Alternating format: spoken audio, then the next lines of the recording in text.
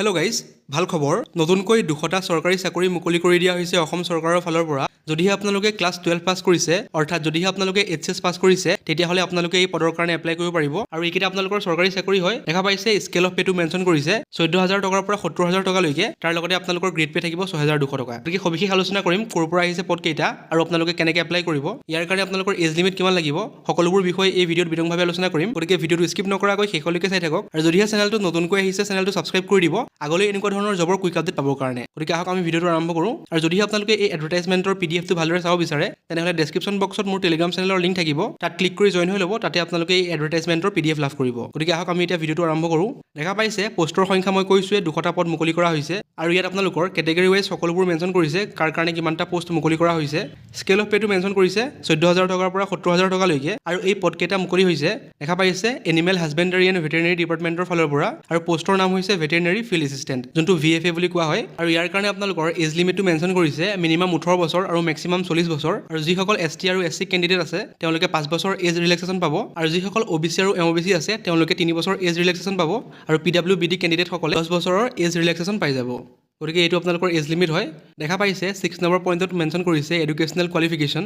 যদিহে আপোনালোকে ক্লাছ 12 পাছ কৰিছে ইন ছায়েন্স ষ্ট্ৰীম, তাৰ লগতে আপোনালোকৰ বায়'লজি ছাবজেক্টটো এজ এ ছাবজেক্ট আছিলে, তেতিয়াহে আপোনালোকে এই পদৰ কাৰণে এপ্লাই কৰিব পাৰিব। গতিকে আপোনালোক ছায়েন্স ষ্ট্ৰীমৰ হ'ব লাগিব, তাৰ লগতে আপোনালোকৰ বায়'লজি ছাবজেক্টটো থাকিব লাগিব, তেতিয়াহে আপোনালোকে এই পদৰ কাৰণে এপ্লাই কৰিব পাৰিব। দেখা পাইছে 7 নম্বৰ পইণ্টত উল্লেখ কৰিছে কাষ্ট চাৰ্টিফিকেট। যদিহে আপোনালোকে নিৰ্দিষ্ট কাষ্টৰ পৰা বিলং কৰে, তেতিয়াহ'লে আপোনালোকৰ কাষ্ট চাৰ্টিফিকেট লাগিব। 8 নম্বৰ পইণ্টত উল্লেখ কৰিছে ইলিজিবিলিটি ক্ৰাইটেৰিয়া। এই পদত এপ্লাই কৰিবৰ কাৰণে আপোনালোক অসমৰ পাৰ্মানেণ্ট ৰেচিডেন্স হ'ব লাগিব, তেতিয়াহে আপোনালোকে এই পদৰ কাৰণে এপ্লাই কৰিব পাৰিব। আৰু দেখা পাইছে ইয়াৰ কাৰণে এটা ৰিটেন টেষ্ট কণ্ডাক্ট কৰা হ'ব। আৰু দেখা পাইছে ছাবজেক্টবোৰ মেনশ্যন কৰিছে আৰু ক'ত কিমান মাৰ্কছ আহিব সকলোবোৰ মেনশ্যন কৰিছে। দেখা পাইছে বায়'লজি আপোনালোকৰ 40 marks, chemistry 20 marks, physics 20 marks, general awareness 20 marks.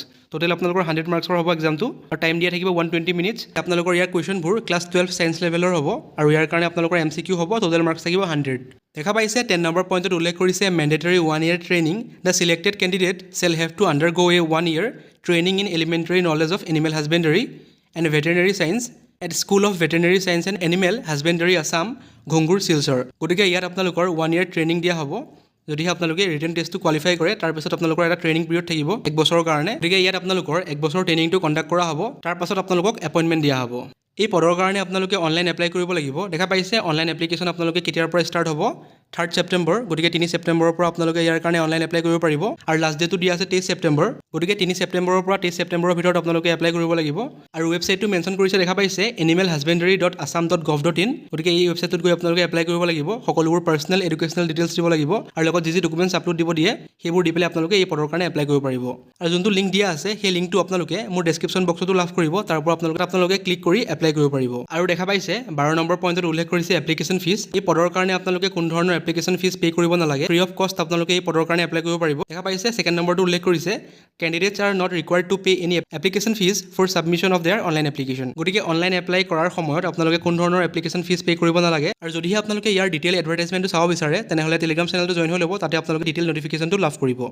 আৰু যদিহে আপোনালোকৰ কোৱালিফিকেশ্যনৰ সৈতে মিলে, আৰু যদিহে আপোনালোকে এইচএছ পাছ কৰিছে ইন ছায়েন্স ষ্ট্ৰীম, তাৰ লগতে আপোনালোকৰ বায়'লজি ছাবজেক্টটো আছিলে, তেনেহ'লে এই পদৰ কাৰণে আপোনালোকে এপ্লাই কৰিব পাৰে। যথেষ্ট ভাল পদ হয়, যিহেতু ইয়াত কোনো ধৰণৰ এপ্লিকেশ্যন ফিজ নাই। গতিকে এইটো আছিল আজিৰ জব আপডেট। যদিহে ভিডিঅ'টো ভাল পালে চেনেলটো ছাবস্ক্ৰাইব কৰি দিব আগলৈ এনেকুৱা ধৰণৰ জবৰ কুইক আপডেট পাবৰ কাৰণে। Thank U.